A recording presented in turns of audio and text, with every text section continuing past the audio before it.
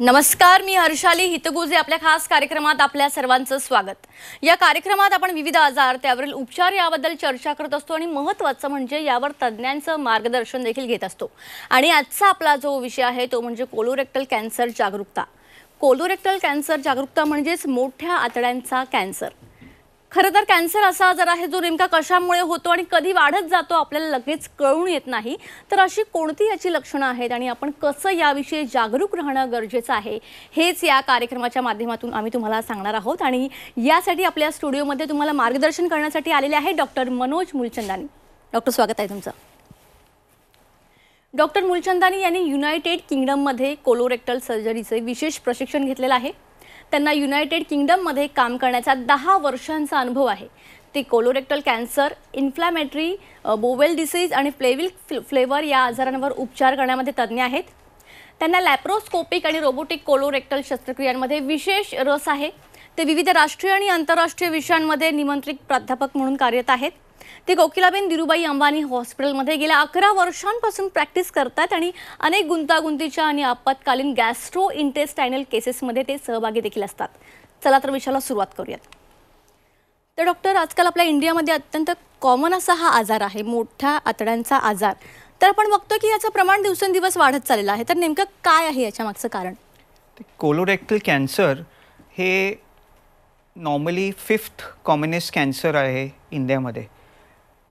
10 वर्ष 15 वर्षापूर्वी हे 8th कॉमनेस्ट कॅन्सर होतं आणि असा 10-15 वर्षात चाललं तर हे 2nd या 3rd कॉमनेस्ट कॅन्सर होणार। त्यांचं मेन कारण आहे इन्सिडन्स। हे कोलोरेक्टल कॅन्सरचा इन्सिडन्स वाढत आहे। त्यांचं मेन रिस्क फॅक्टर आहे आपलं जेवण आणि त्या जेवणामध्ये रेड मीट आणि प्रोसेस फूड हे हाय रिस्क ग्रुप आहे। आणि हे जेवण आता इन्क्रीज झालं आहे। 20-30 वर्षापूर्वी व्हेजिटेरियन डाएट कॉमन होतं। आता लोकांना नॉनव्हेज जेवण खूप आवडतं आणि खूप खातं। आणि नॉनव्हेजमध्ये पण meat is high risk factor आणि ते मीट वाढणार तर हे कॅन्सर वाढतं। आणि दुसरा रिस्क आहे एन्व्हायरमेंटल रिस्क, मतलब आपच्या प्रोसेस फूड, अल्कोहोल, स्मोकिंग आणि ओबेसिटी ते रिस्क वाढतं आणि त्यामुळे हर कॅन्सर वाढतं आणि कोलोरेक्टल कॅन्सर पण वाढतं। ओके, आता नेमकं या कर्करोगाची कारणं कोणती आहेत आणि कोणत्या एजमध्ये हे होण्याचे जास्त चान्सेस आहेत? हे कॅन्सरचं रिस्क एक डाएट मी सांगितलं। दुसरा कॉमन रिस्क फॅक्टर आहे फॅमिली हिस्ट्री। तर कोणत्या फॅमिलीमध्ये, स्पेशली 1st डिग्री फॅमिली, माँ बाप पिताजी या बहीण, त्याला अगर हे कॅन्सर झाला आहे तर बाकीला हे कॅन्सर होण्याचं रिस्क आहे। तर ते फॅमिलीमध्ये असं आहे तर आपला टेस्ट करावा लागेल आणि कोलोनोस्कोपी एक टेस्ट आहे त्यामुळे हे कॅन्सर डिटेक्ट होऊ शकत आहे।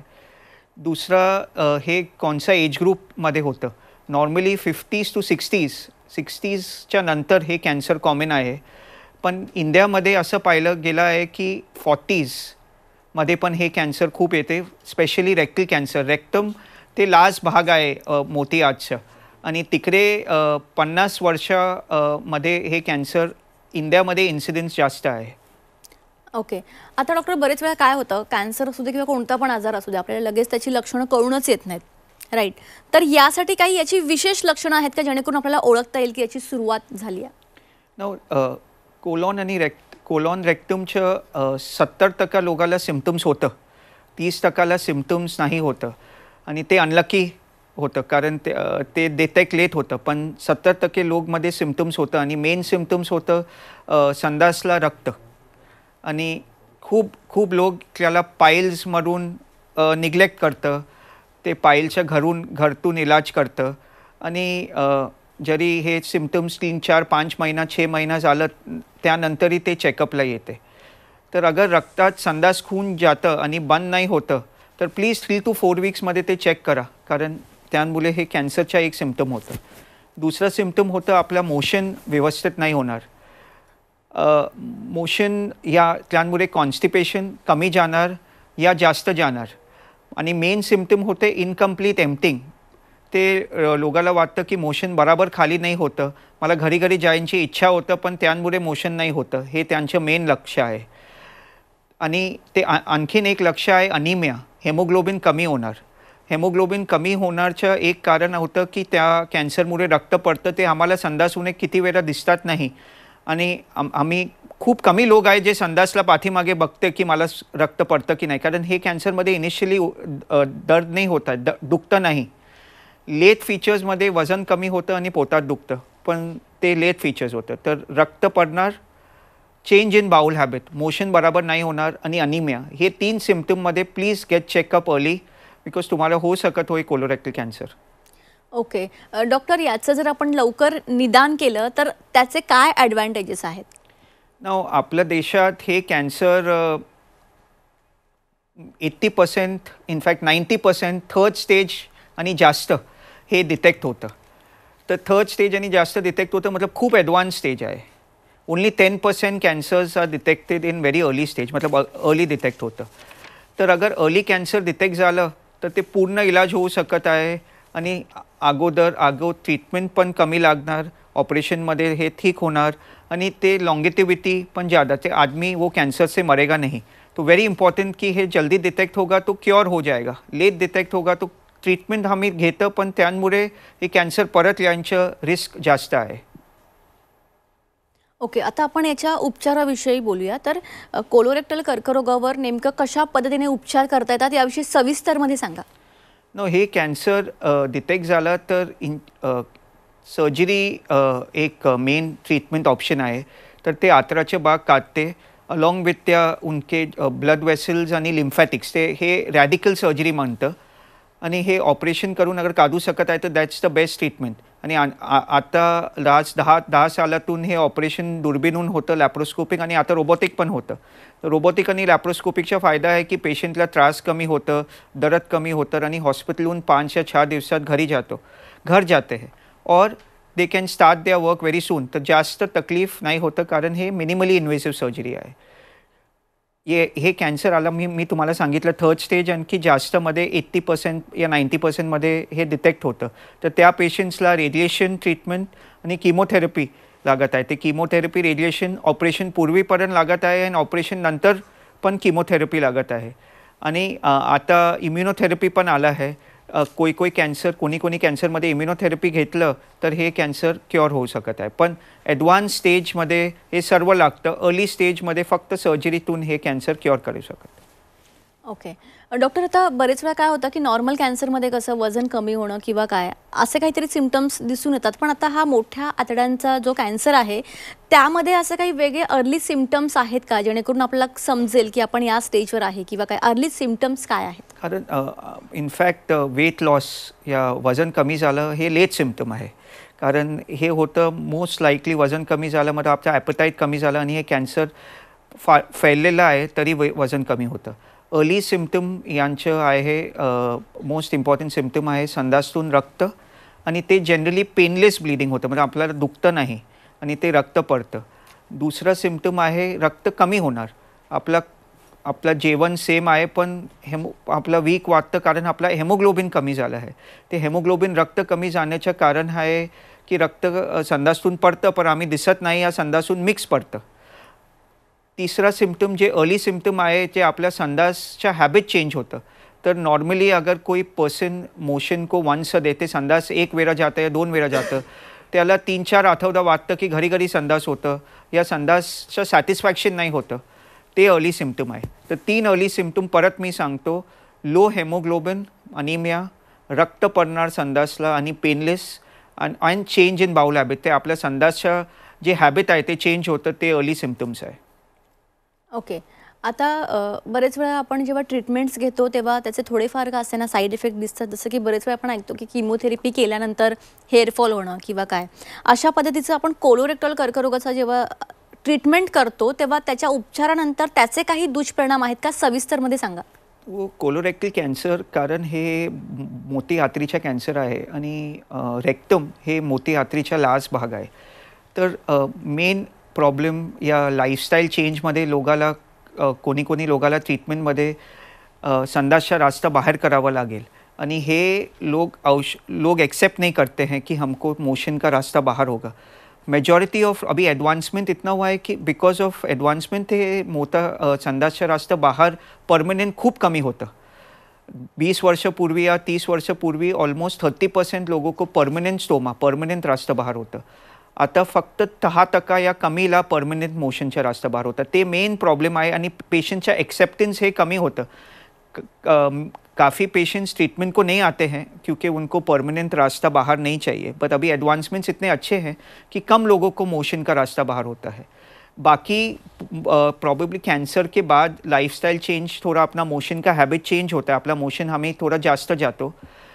कीमोथेरपीमध्ये हेअर लॉस होतं, थोडं जास्त नको. आजकाल कीमोथेरपीमध्ये खूप ॲडव्हान्समेंट झालं आहे. थोडं वॉमिटिंग, थोडा डायरिया हे होतं, पण जास्त साईड इफेक्ट्स नाही आहे. कोणकोणत्या पेशंटच्या जास्त साईड इफेक्ट होतं त्यांच्या ट्रीटमेंट ते चेंज करू शकतात. आजच्या कीमोथेरपीमध्ये खूप मेडिसिन्स आलं आहे, ते ट्रीटमेंट बदलू शकत आहे. तर हे ट्रीटमेंट आतला इतना साइड इफेक्ट्स नहीं है कि लोगों को ट्रीटमेंट नहीं करना चाहिए. इनफैक्ट ट्रीटमेंट करेंगे तो उनको फ़ायदा है. ओके. आता आपल्या देशात बघतो की ह्या कॅन्सरचं प्रमाण पण दिवसेंदिवस वाढत चाललेलंच आहे. पण हा जो मोठ्या आतड्यांचा कर्करोग आहे याचं जे आपल्या देशातलं प्रमाण आहे ते नेमकं कोणत्या स्टेजेसवर आपण जास्त पाहायला मिळतं? तर हे स्टेजेस जनरली 4 होतं आणि पहिला, दुसरा आणि तिसरा मतलब लोकलाइज डिझीज. मतलब एक जागेवर आहे. पहिला आणि दुसरामध्ये फक्त सर्जरी करून हे ट्रीटमेंट ते त्यांचं उपचार होतं. आणि तिसऱ्या स्टेजमध्ये ते जास्त लोकली फैललेलं आहे. तर पहिला त्याला कीमोथेरपी आणि रेडिएशन लागतं आणि नंतर सर्जरी लागतं. आणि फोर्थ स्टेज मतलब ते फैललेलं आहे.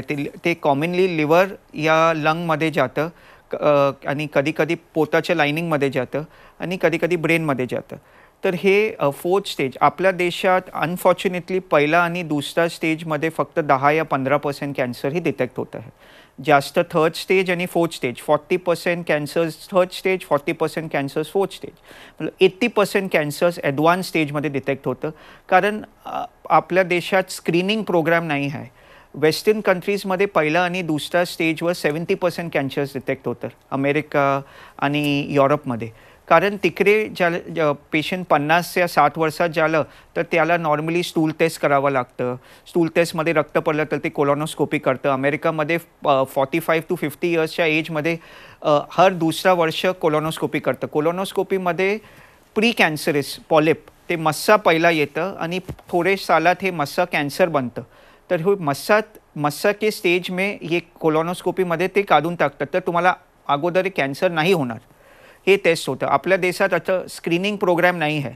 स्क्रीनिंग प्रोग्राम आलं तर हे डिटेक्ट जल्दी होणार आणि फर्स्ट आणि सेकंड स्टेजमध्ये कॅन्सर जल्दी डिटेक्ट होणार. कारण स्क्रीनिंग आम्ही सर्व पॉप्युलेशनच्या करतं. आता आम्ही फक्त हे टेस्ट ज्यांच्या तकलीफ आहे, ज्यांचं रक्त पडतं या इंटेस्टाईनच्या मोशनच्या हॅबिट चेंज होतं त्याला करतं. आणि majority of the time symptoms येतं मतलब स्टेज वाढलं. तर आपल्या देशात हे मेन प्रॉब्लेम आहे. तर स्क्रीनिंग प्रोग्राम आलं या अपने फैमिली में अगर कैंसर है किसको, तो अपने को after the age of 50 to 55 test कराना चाहिए. भले हमको तकलीफ नहीं हो तो हम ये कैंसर जल्दी डिटेक्ट कर सकते हैं. ओके. आता याबद्दल जर आपल्याला आधीच हे जर कळालं की आपल्याला त्याचं हे सुरुवात झालेली आहे, इन शॉर्ट अर्ली डिटेक्शन जर आपल्याला करायचं असेल तर आपण ते कसं करू शकतो? तर एक आहे स्टूल टेस्ट. ते करायचे सिंपल तरीका आहे स्टूल टेस्ट. तर आम्ही स्टूल टेस्ट केलं आणि 3 वेळा करायचं. आज करायचं, उद्या करायचं, 3 times in either 3 days or alternate days. आणि त्यामुळे अगर रक्त आलं तर एक रिस्क आहे ते की ते रक्त कुठून पडतं. तर त्यामुळे रक्त आलं तर टेस्ट करावं लागेल. आणि ते कोलोनोस्कोपी गोल्ड स्टँडर्ड आहे. कोलोनोस्कोपी एक दुर्बीणचं टेस्ट आहे. ते तुम्हाला औषध देऊन तुमचं मोशन क्लीन करतं आणि संडासच्या जागेतून दुर्बीण घालून ते बघतं की काय आहे. तर ते गोल्ड स्टँडर्ड आहे, ते आपल्याला डिटेक्ट करणार. तर ते टेस्ट केलं तर आपला पॉलिप आहे. पॉलिप मतलब कॅन्सरचे पहिले मस्सा ते पहिलं होतं आणि थोडे सालों के बाद कॅन्सर होतं आहे. कोई फॅमिलीज जरा सर्टिन फॅमिलीजमध्ये हे पॉलिप्स फॅमिलीमध्ये होतं. जेनेटिक प्रॉब्लेम होतं. तर हे जेनेटिक प्रॉब्लेम जे फॅमिलीमध्ये 1 या 2 मेंबरला कॅन्सर आहे तर त्या फॅमिलीमध्ये उनके बच्चे उनका टेस्टिंग जल्दी करना चाहिए, उनका कोलोनोस्कोपी, तो वो कैंसर से पहला डिटेक्ट होगा और उनको कैंसर होने से बचा सकते हैं, यानी कोलोनोस्कोपी से ही वो मस्सा निकाल सकते हैं, तो आगे सर्जरी का भी ज़रूरत नहीं पड़ता है. तर हे कोलोनोस्कोपी गोल्ड स्टँडर्ड आहे. स्टूल टेस्ट खूप इझिली अवेलेबल आहे, महंगा पण नाही आहे.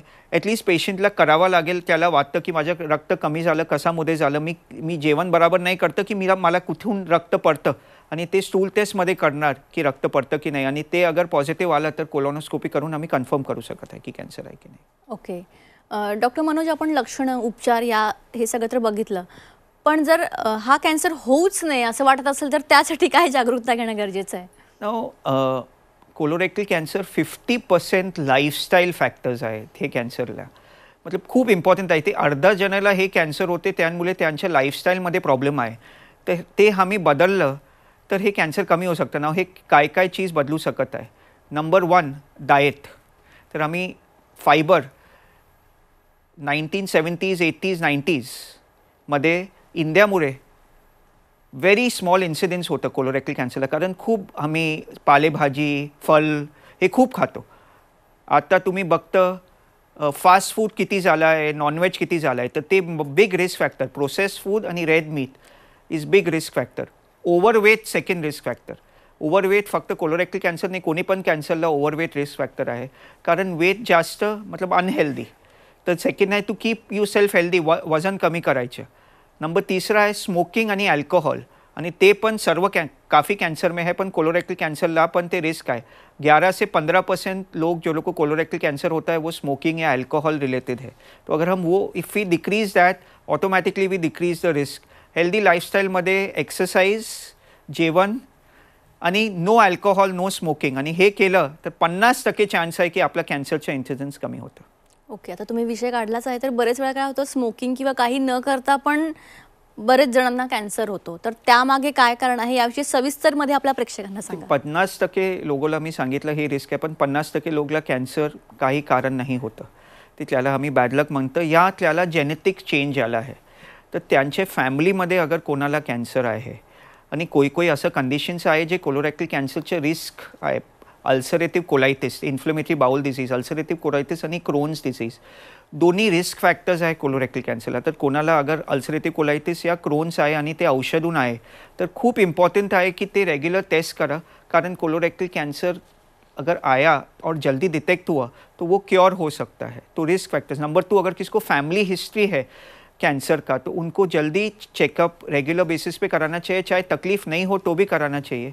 तर ते केलं तर तुमचं रिस्क कमी होणार. तर खूप इम्पॉर्टंट आहे की रिस्क फॅक्टर्स आम्ही 50% कॅन्सर कमी करू शकत आहे. आम्ही हेल्दी राहिलं तर आम्ही ते 50% मध्ये आहे ज्याला कॅन्सर होतं, तर अभी अगर आम्ही हेल्दी आए तर हे ट्रीटमेंट को फाइट करने के लिए हम हेल्दी होगा यानी हम फाइट कर सकेगा. तो ये बोलना कि अगर स्मोकिंग करते हैं तो भी स्मोकिंग नहीं करते हैं तो भी कैंसर होता है तो मैं तो करूँगा स्मोकिंग, हे गलत आहे. कारण तुम्ही हेल्दी होणार तर तुम फाईट करून तुमचं फायटिंग कॅपॅसिटी बेटर होणार, आणि तुम्हाला औषध दिलं, काय दिलं, साईड इफेक्ट पण कमी होणार. ओके. आता बरेच वेळा डॉक्टर काय होतं, ह्यामधून जेव्हा आपण बाहेर येतो या कॅन्सरमधून ट्रीटमेंट घेऊन, तर त्यानंतर त्याची पुन्हा लागण होण्याची शक्यता असते का? एक कोलोरेक्टल कॅन्सर कोणत्या स्टेजमध्ये डिटेक्ट झाला त्यामुळे उनका रिकरेन्स परत येण्याचं रिस्क आहे. तर स्टेज 1 मध्ये अगर हे कॅन्सर तुमचं डिटेक्ट झालं तर तुमचं फक्त 10% चान्स आहे कॅन्सर परत येणार 5 वर्षातून, आणि 5 वर्षातून हे कॅन्सर नाही आलं तर त्यांच्या आणण्याच्या चान्सेस खूप कमी आहे. स्टेज 2 मध्ये अगर तुम्हाला कॅन्सर हे डिटेक्ट झालं तर तुम्हाला 70 to 80% चान्स आहे तुम्हाला कॅन्सर नाही येणार परत. स्टेज 3 मध्ये अगर तुम्हाला कॅन्सर डिटेक्ट झाला तर तुम्हाला ऑलमोस्ट 40% चान्स आहे कॅन्सर परत येण्याचा, आणि स्टेज 4 मध्ये डिटेक्ट झाला तर शुअर नाही आहे की आप ट्रीटमेंट कर सकता है की नाही. तर खूप इम्पॉर्टंट आहे की अर्ली स्टेजमध्ये डिटेक्ट झाला, तुम्ही ट्रीटमेंट घेतलं तर तुमच्या कॅन्सर येण्याचे चान्सेस कमी होतं. ओके. डॉक्टर, तुम्ही या ठिकाणी आला, खूप चांगलं मार्गदर्शन केलं, त्यासाठी तुमचे मनापासून धन्यवाद. थँक्यू.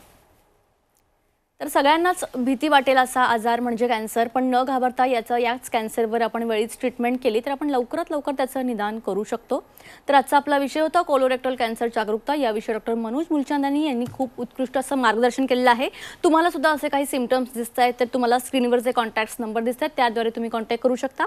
कार्यक्रमात आता वेळ झाली इथेच थांबण्याची. नमस्कार.